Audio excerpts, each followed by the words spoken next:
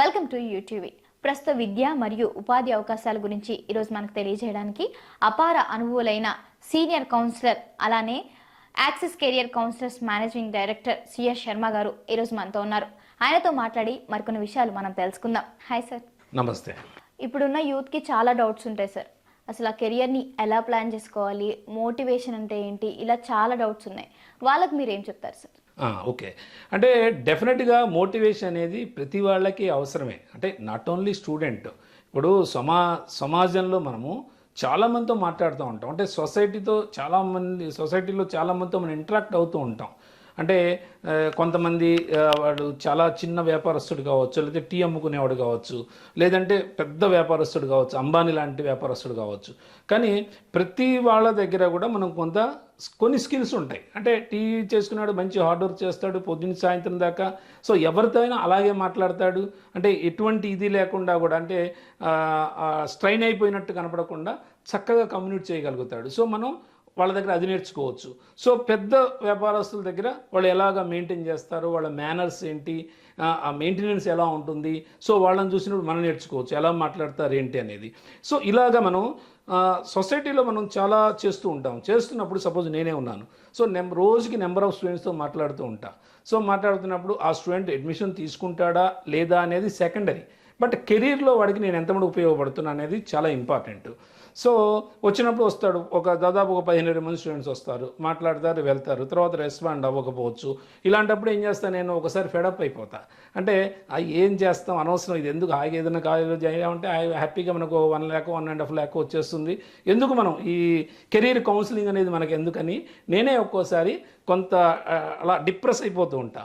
అలా అయినప్పుడు self motivation అంటాం. ఇది self motivation is very important. అంటే మనం ఒక మొబైల్ ఫోన్ కనుక ఛార్జింగ్ అయిపోగానే ఏం చేస్తాం, మళ్ళీ దాన్ని రీఛార్జ్ చేస్తాం, మళ్ళీ మామూలుగా అయిపోతుంది. సో మనకు కూడా ఆ ఛార్జింగ్ అనేది చాలా ఇంపార్టెంట్.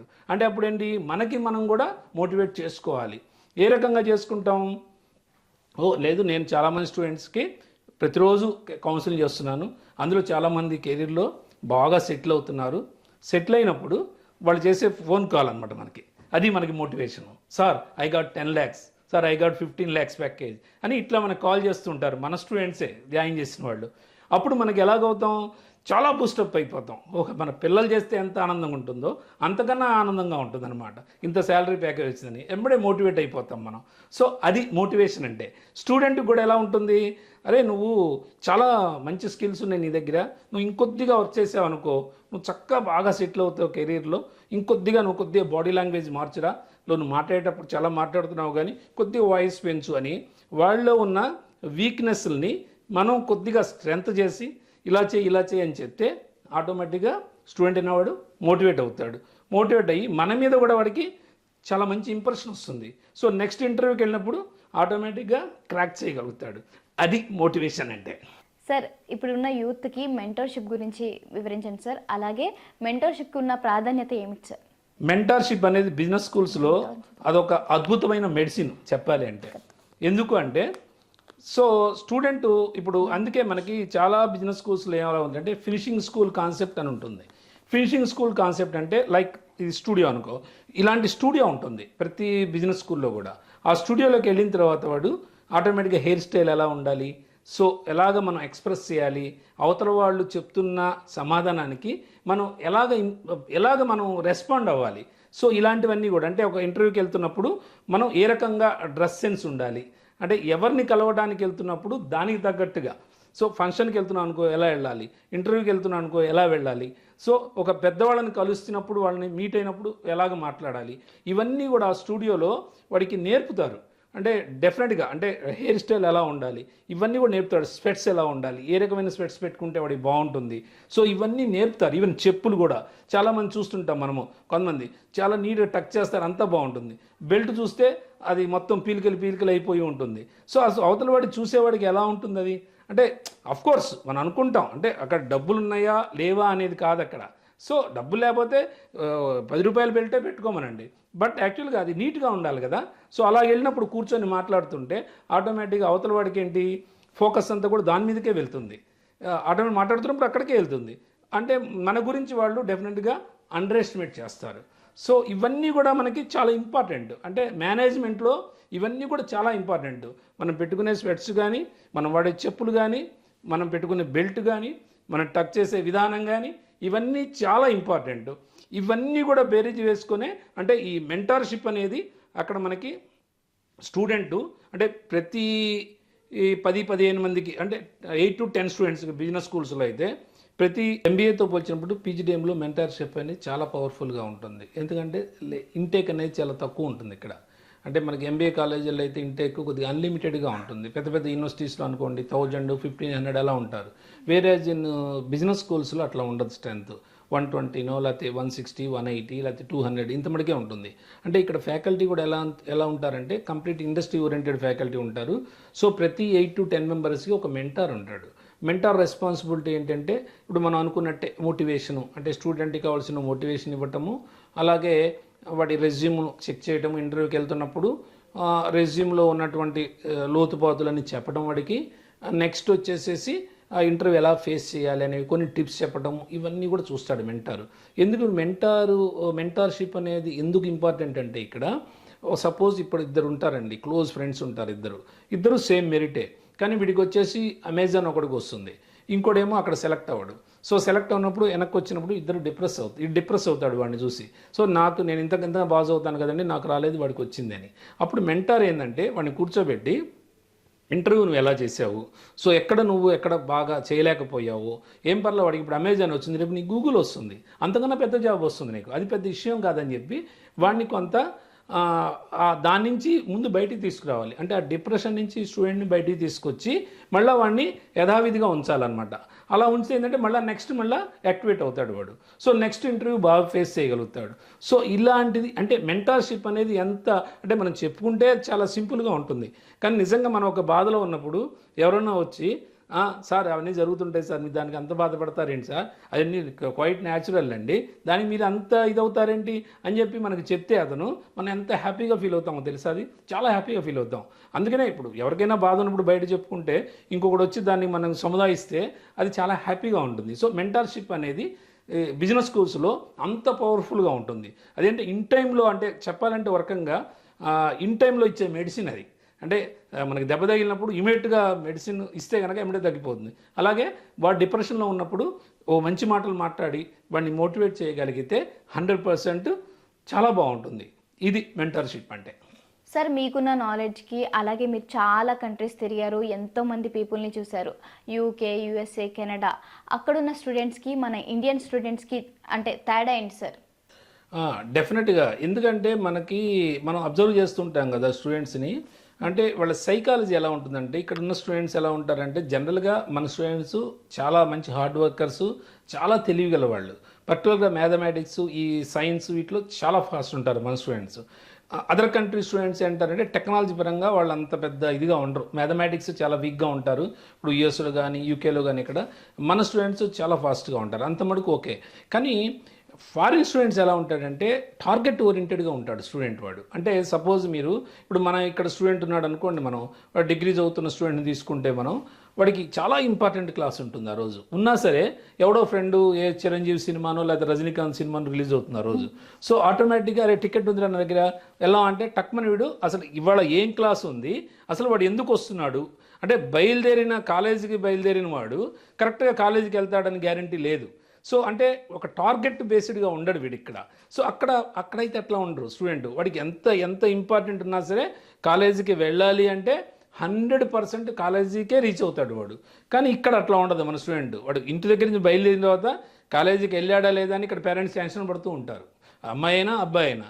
సో ఆ టార్గెట్ ఓరియంటెడ్ అనేది లేదు ఇది మనకి ఇక్కడ. సో అక్కడ ఉంది. కానీ మన స్టూడెంట్స్ కనుక అలా టార్గెట్ ఓరియంటెడ్ ఉంటే అసలు ఇక ప్రపంచంలో మనల్ని కొట్టేవాడే లేడు. సో జనరల్గా అదే మేజర్ ప్రాబ్లం, అదే అంటే టార్గెట్ మిస్ అవుతూ ఉంది. సో ఇంకొకటి ఎవరిని స్టూడెంట్ కలిసినా నువ్వు ఏమవుతావురా అంటే చెప్తారు ఐఏఎస్, ఐపీఎస్, వాడు రకరకాలుగా చెప్తారు. కానీ దానికి కావాల్సింది అసలు ఫస్ట్ టార్గెట్ ఏంటి, వాడు డిగ్రీ చదువుతున్నాడు. ఫస్ట్ మేజర్ గోల్ ఉంటుంది, అట్లానే మైనర్ గోల్ ఉంటుంది, మేజర్ గోల్ ఉంటుంది. ఫస్ట్ మన కెరీర్ని మనం ఏం చేయాలి, దాన్ని డివైడ్ చేసుకోవాలి. అంటే ఫస్ట్ గోల్ ఏంటి, డిగ్రీలో మంచి పర్సంటేజ్ రావాలి, 85, 90 కంఫర్టబుల్ పర్సంటేజ్ రావాలి. అది ఫస్ట్ గోల్. అది అయిన తర్వాత ఏంటి, మంచి ట్రైనింగ్ తీసుకోవాలి. సో ఆ ట్రైనింగ్లో కూడా మంచి హార్డ్ వర్క్ చేయాలి. ముందు మనం మాక్ టెస్ట్లో మంచి స్కోర్ తెచ్చుకోవాలి. తర్వాత మెయిన్ ఎగ్జామ్ని అచీవ్ చేయాలి. అంటే ఇవన్నీ సబ్ గోల్స్ అనమాట.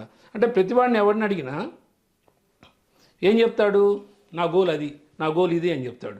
బట్ దానికి కావాల్సింది అంటే ప్రతివాడు అవుతాడు. ఇప్పుడు సపోజ్ నేను ఉన్నాను, నేను ప్రైమ్ మినిస్టర్ కావాలంటే అవ్వగలుగుతానా? It is not possible. కానీ చెప్పడం అంటే ఈజీనే, బట్ అట్లీస్ట్ మనం అందులో ఉండాలి కదా. పాలిటిక్స్లో ఉండాలి, లేదంటే ఒక ఎంపీ అన్న అవ్వాలి, లేదా ఒక మినిస్టర్ అన్న అయి ఉండాలి. ఉంటే ఆ కోరుకోవడానికి అర్థం ఉంది. అంటే కనీసం మనం ఆ స్ట్రీమ్లో లేకుండా సో అది కోరుకోవడం ఎంత మటుకు ధర్మం. సో అట్లానే స్టూడెంట్ కూడా అసలు కనీసం కూడా హార్డ్ వర్క్ చేయకుండా సో నేను అది కావాలి ఇది కావాలి అనుకుంటాడు. ఒక గోల్ ఉండదు, కెరీర్ ప్లానింగ్ ఉండదు, ఇవేమీ లేకుండా ఉంటాడు. బట్ అదర్ ఫారిన్ స్టడీస్లో సపోజ్ వాడు ఒక సైకిల్ మెకానిక్ కావాలనుకున్నాడు అనుకోండి, డెఫినెట్గా దాని మీదే ఫోకస్ చేస్తాడు. అంటే కొత్త కొత్త సైకిల్స్ ఇన్వెంట్ చేస్తాడు. సో దాని మీదే ఉంటుంది వాడి మైండ్ అంతా ఫ్రమ్ ద బిగినింగ్. సో మనకు అలా ఉండదు. సో ఇదొక్కటి మనం ఇంప్రూవ్ చేసుకుంటే డెఫినెట్గా 100% కెరీర్లో బాగా సెటిల్ అవుతారు. సార్, యాక్సెస్ కెరియర్ కౌన్సిలర్స్ని మీరు రన్ చేస్తున్నారు కదా సార్, చాలామంది పేరెంట్స్కి ఒక డౌట్ ఉంటుంది సార్. అంటే మేము డైరెక్ట్గానే అప్లై చేసుకోవచ్చు కదా, మీ త్రూ మేము ఎందుకు రావాలి, అసలు మీ త్రూ వస్తే మాకు ఎలాంటి బెనిఫిట్స్ ఉంటాయని ప్రతి ఒక్క పేరెంట్కి డౌట్ ఉంటుంది సార్. వాళ్ళకి మీరు ఏం చెప్తారు సార్? అవును, చాలా మంచి క్వశ్చన్ ఇది. ఎందుకంటే చాలామంది స్టూడెంట్స్ కూడా ఇది అడుగుతూ ఉంటారు మనల్ని కూడా. సో ఇప్పుడు డైరెక్ట్గా స్టూడెంట్ వెళ్ళాడు అనుకోండి, జనరల్గా వెబ్సైట్ చూస్తాడు ఇన్స్టిట్యూషన్ గురించి. వెబ్సైట్లో ఉన్నది ఎంతమంది కరెక్టో వాడికి తెలియదు ఫస్ట్ ఆఫ్ ఆల్. సో ఒక్కొక్కసారి ఏం చేస్తారు, అప్లికేషన్ పెడుతున్నప్పుడే ఒక్కొక్కసారి అమౌంట్ కట్ అయిపోతుంది కార్డులో, కానీ అప్లికేషన్ క్లోజ్ అవ్వదు. సో అలాంటప్పుడు వాడు ఎలా అప్రోచ్ అవుతాడు? సో కాలేజీ వాళ్ళు అప్రోచ్ అయినా, ఒక్కోసారి ఏదైనా హాలిడే అయినా, లేకపోతే ఆఫీస్ అవర్స్ కాకపోయినా ఎవరు అప్రోచ్ అవ్వరు. అప్పుడు వీడి అమౌంట్ పోతుంది, బట్ అప్లికేషన్ అక్కడ క్లోజ్ అవ్వదు. సో మన ద్వారా వచ్చారనుకోండి, యాక్చువల్గా నేను ఐమా లైఫ్ మెంబర్ని, All India Management Association. So life member అవ్వడం వల్ల ఏంటంటే మనకి కాంటాక్ట్స్ ఎక్కువ ఉంటాయి. ప్రతి బిజినెస్ స్కూల్స్తో కూడా మనకి టైప్స్ ఉంటాయి. సో దీనిలో ఏంటంటే మనము వాడికి ఎటువంటి ప్రాబ్లం వచ్చిన స్టూడెంట్కి మనం ఇమీడియట్గా రియాక్ట్ అవ్వగలుగుతాం. రెండోది, అప్లికేషన్ ప్రాసెసింగ్ కూడా డిఫరెంట్గా ఉంటుంది బిజినెస్ స్కూల్స్లో. సో అప్లికేషన్ ప్రాసెస్ అయిన తర్వాత కూడా ఇంటర్వ్యూ ఉంటుంది. అంటే కొన్ని గ్రూప్ డిస్కషన్ కండక్ట్ చేస్తాయి, కొన్ని పర్సనల్ ఇంటర్వ్యూ కండక్ట్ చేస్తాయి, కొన్ని బిజినెస్ స్కూల్స్ ఎగ్జామ్స్ పెడతాయి. సో మనకి స్టూడెంట్కి ముందు బ్రీఫింగ్ ఉంటుంది మన ద్వారా. అంటే ఇన్స్టిట్యూషన్స్ క్వశ్చన్స్ ఎలా ఉంటాయి, ఇంటర్వ్యూ ఎలా ఉంటుంది వాళ్ళది, సో వాళ్ళు ఎగ్జామ్ పెడితే ఆ ఎగ్జామ్ ఏ రకంగా ఉంటుంది, సో ఎంత పర్సెంటేజ్ వస్తే స్కాలర్షిప్ వస్తుంది, సో ఇంకేదైనా ఫీజు తగ్గుతుందా, సో ఇవన్నీ కూడా వాడికి క్లియర్గా తెలుస్తుంది. అదే డైరెక్ట్గా అప్లై చేసుకున్నాడు అనుకోండి, స్టూడెంట్కి ఎలా ఇంటర్వ్యూ ఫేస్ చేయాలో తెలియదు, సో ఏం చేయాలో తెలియదు. అసలు చాలామంది స్టూడెంట్స్కి ఎస్ఓపి అంటే తెలియదు, స్టేట్మెంట్ ఆఫ్ పర్పస్ అంటాం. చాలా ఇన్స్టిట్యూషన్స్ అంటే ఎస్ఓపి అడుగుతాయి. అంటే ఎస్ఓపి అంటే ఏంటి, అసలు నీ గురించి నువ్వు చెప్పుకోవాలి ఫస్ట్. అంటే నీ గోల్ ఏంటి, నువ్వు ఎందుకు వెళ్తున్నావు మేనేజ్మెంట్ ఎడ్యుకేషన్కి, why you are coming only for our institution, so ఎందుకు మా ఇన్స్టిట్యూషన్ నువ్వు ప్రిఫర్ చేసావు, ఇవన్నీ కూడా వాడు ఒక రాసి పంపించాలి ఒక A4 పేపర్ మీద. సో ఇవన్నీ కూడా మనం చెప్పగలుగుతాం. అంటే నీ గోల్ ఏంటి, నువ్వేంటి, ఎలాగని ఆ ఇంటర్వ్యూకి ఎలా వాడు ఫేస్ చేయాలో మొత్తం మనం కొంత బ్రీఫింగ్ ఇవ్వగలుగుతాం. అదొకటి. రెండోది, స్కాలర్షిప్ పరంగా అంటే వీడికి ఎంతవరకు క్రైటీరియా స్కాలర్షిప్ వస్తుంది, అంటే 10th ఇంటర్ డిగ్రీ ఎంత పర్సెంటేజ్లు ఉన్నాయి, వీడికి ఎంత పర్సెంటేజ్ ఉంటే వీడికి స్కాలర్షిప్ వస్తుంది అనేది కూడా కొంత బ్రీఫింగ్ ఇస్తాం. మూడోది, బ్యాంకు లోన్స్. చాలామందికి ఏంటంటే లోన్ వస్తుందని తెలియదు, అసలు లోన్ ఎలా అప్రోచ్ అవ్వాలో తెలీదు. సో మనకు వచ్చారనుకోండి, బ్యాంక్ లోన్స్ ఎంత మనకు వస్తుంది, ఎంత అమౌంట్ వస్తుంది, ఎంత ఇంట్రెస్ట్ పడుతుంది బ్యాంక్ లోన్లో, సో నువ్వు ఎలాగా తీర్చుకోవాలి, అది 2 years తర్వాత ఈఎంఐ స్టార్ట్ చేయాలా, లేకపోతే 3 years తర్వాత చేయాలా, ఇవన్నీ కూడా మనం చెప్పగలుగుతాం. ఎందుకంటే మనకి బ్యాంకర్స్ కూడా మనకి కొంత టైప్ ఉంటుంది కాబట్టి ఆటోమేటిక్గా మనం వాళ్ళకి ఫార్వర్డ్ చేసి వాళ్ళకున్న డౌట్స్ అన్ని బ్యాంక్ లోన్ రావడానికి క్లియర్ చేయగలుగుతాం. సో నెక్స్ట్ మళ్ళీ 4th అడ్వాంటేజ్ ఏంటంటే, మనకి స్టూడెంట్ ఎప్పుడన్నా అక్కడ చదువుతున్నప్పుడు కూడా ఆల్రెడీ మన ద్వారా వెళ్ళాడు ఒక స్టూడెంట్, సో ఎక్కడన్నా కొద్దిగా ఇబ్బంది పడుతున్నాడు. అంటే నేను జనరల్గా హాస్టల్ అంటే నేను పెద్ద పట్టించుకోను, కానీ ఎందుకంటే ఫుడ్ అనేది డెఫినెట్గా మనం ఎక్కువ మాట్లాడకూడదు. అది అంటే మనకి ఇంట్లో ఉన్న ఫుడ్ ప్రపంచంలో ఎక్కడో దొరకదు, అంటే మదర్ చేసిన ఫుడ్ ఎక్కడో దొరకదు మనకు అది. సో అది ఎక్కడికి వెళ్ళినా అది మనం చూసుకోవాలి. నేను ఫుడ్ గురించి ఎక్కువ ప్రయారిటీ ఇవ్వను, కానీ సో ఎకడమిక్ పరంగా అంటే వాడికి ఒక ఫైనాన్స్ పేపర్ అర్థం కాకపోయినా, లేదా ఒక అకౌంటింగ్ పేపర్ అర్థం కాకపోయినా, సార్ నాకు ఇది ప్రాబ్లం ఉందని నాకు చెప్పగలిగితే, నేను ఎమ్మడే వాడి ప్రాబ్లం నాకు చెప్తే, అంటే పర్టికులర్గా ఈ సబ్జెక్ట్లో నేను కొద్దిగా ఇబ్బంది పడుతున్నానంటే, నేను పర్టికులర్గా ఆ బిజినెస్ స్కూల్ వాళ్ళతో మాట్లాడి, సో వీళ్ళు ఇలా ఫీల్ అవుతున్నారండి, కొద్దిగా మీరు ఒక్కసారి ఆ అకౌంటింగ్ సార్ చేత మళ్ళీ ఒకసారి చెప్పించగలిగితే బాగుంటుందని నేను కొద్దిగా రికమెండ్ చేస్తే వాడు కొద్దిగా అప్డేట్ అవుతాడు దానిలో. సో ఇవన్నీ కూడా స్టూడెంట్స్కి ఉన్న బెనిఫిట్స్. డైరెక్ట్గా స్టూడెంట్ వెళ్ళిపోయాడు అనుకోండి, వాడికి ఏ ప్రాబ్లం వచ్చినా ఎవరు పట్టించుకుంటారు? ఎవరు పట్టించుకోరు. ఎందుకంటే మేమంటే ఏంటి, ఇన్స్టిట్యూట్ మమ్మల్ని ఎందుకు పట్టించుకుంటుంది? సో మేము కొన్ని పర్టికులర్ ఇన్స్టిట్యూషన్స్ కొన్ని ప్రమోట్ చేస్తుంటాము. సో ఏదన్నా చిన్న డ్రాబ్యాక్ వచ్చినా సరే మనం ఆ ఇన్స్టిట్యూషన్ మనం ఎంకరేజ్ చేయము. సో మనకున్న ఫీడ్బ్యాక్. ఇంకా ఫైనల్ ఇంకోటి మెయిన్ ఇంపార్టెంట్ ఏంటంటే, మన స్టూడెంట్స్ ప్రతి ఇన్స్టిట్యూషన్లో చదువుతూ ఉంటారు ఆల్రెడీ. నువ్వు చూజ్ చేసుకున్న ఇన్స్టిట్యూషన్ కరెక్టా కాదా అని కావాలంటే ఎవరైతే చదువుతున్నారో వాళ్ళ ఫోన్ నెంబర్లు ఇస్తాం. సో ఆటోమేటిక్గా నువ్వు ఆ స్టూడెంట్తో మాట్లాడి కాలేజ్ ఎలా ఉంది, ప్లేస్మెంట్ ఎలా ఉంది అని కరెక్ట్గా కనుక్కొని నువ్వు అందులో వెళ్ళొచ్చు. సో ఇన్ని అడ్వాంటేజెస్ ఉన్నాయి మా ద్వారా వెళ్ళటం వల్ల. నువ్వు డైరెక్ట్గా వెళ్ళావంటే ఇవన్నీ మిస్ అవుతున్నట్టే కదా. సో అందువల్ల మీరు యాక్సెస్ కెరీర్ కౌన్సిలర్స్ ద్వారా అప్రోచ్ అవ్వగలిగితే డెఫినెట్గా నేను స్టూడెంట్ ముందు ఏ ఇన్స్టిట్యూషన్ వాడికి బాగుంటుంది, ఎంత బడ్జెట్, అంటే కొంతమంది ఉంటారు వాళ్ళకి అంత కెపాసిటీ ఉండదు, వాడు ఒక 7 లక్షలు 8 లక్షలు పెట్టుకోగలుగుతాడు, కానీ 20 లక్షల ఇన్స్టిట్యూషన్కి అప్లై చేస్తాడు. అంటే 20 లక్షలకి వాడు వెళ్ళలేడు. సో 100% వాడికి తెలియదు అది. సో మనం అలా కాదు కదా, వాడి బడ్జెట్ ఎంత, వాళ్ళ ఫైనాన్షియల్గా ఎంత ముడుగు పెట్టగలరు. సో అలాంటి ఇన్స్టిట్యూషన్ చూసి మనము, సో వాడు 4 lakhs పెట్టుకోగలడు. ఆ 4 lakhsకు తగ్గ ఇన్స్టిట్యూషనే బెటర్ ప్లేస్మెంట్ వచ్చే ఇన్స్టిట్యూషన్ వాడికి చెప్పగలుగుతాను. సో అంటే మన దగ్గర మల్టిపుల్ ఇన్స్టిట్యూషన్, ఆల్మోస్ట్ 200 బిజినెస్ స్కూల్స్తో టైప్స్ ఉన్నాయి కాబట్టి డెఫినెట్గా వాడు ఎక్కడ ఫిట్ అవుతాడు ఇవన్నీ కూడా చూసి చెప్తాం. ఇంకొకటి, కొంతమంది కమ్యూనికేషన్ చాలా బ్యాడ్గా ఉంటారు. అంటే ఇంగ్లీష్ అనేది అసలు క్వశ్చన్ లేదు, వాడు ఏమీ చెప్పలేడు, ఒక్క నిమిషం కూడా మాట్లాడలేడు. సో బిజినెస్ స్కూల్కి వెళ్తాడు రేపు వాడు, వెళ్ళినప్పుడు కంప్లీట్ అంతా ఇంగ్లీష్లోనే ఉంటుంది టీచింగ్ అంతా కూడా. సో కొంతమంది స్టూడెంట్స్ మళ్ళీ వెనక్కి కూడా వచ్చేస్తుంటారు పారిపోయి, ఎందుకంటే అక్కడ పరిస్థితి ఏం అర్థం కాక ఇట్లా. సో ఇలాంటప్పుడు కూడా మనం ఏం చేస్తాం, వాడికి అరే 3-4 months నువ్వు బలానా ఇన్స్టిట్యూషన్కి వెళ్ళి కొద్దిగా అప్డేట్ చేసుకొని కమ్యూనికేషన్, ఇంగ్లీష్ కోచింగ్కి వెళ్ళు, ఇలా కొన్ని మనం టిప్స్ ఇస్తాం. లేదు స్పెషలైజేషన్ని బట్టి వాడికి ఏది ఈ 3-4 months చేయగలిగితే వాడికి అక్కడ ఈజీగా అక్కడ అడాప్ట్ అవుతాడో అది చెప్పగలుగుతాం. సో ఇన్ని అడ్వాంటేజెస్ ఉన్నప్పుడు మీరు మరి మమ్మల్ని అప్రోచ్ అవుతే డెఫినెట్గా 100% మీకు బెనిఫిట్సే కానీ ఎటువంటి ఇబ్బంది ఉండదని నేను చెప్పగలుగుతున్నాను. మీకు కనుక ఏమైనా డౌట్స్ ఉంటే క్రింద స్క్రోల్ అవుతున్న నంబర్స్కి కాల్ చేసి మీరు తెలుసుకోవచ్చు.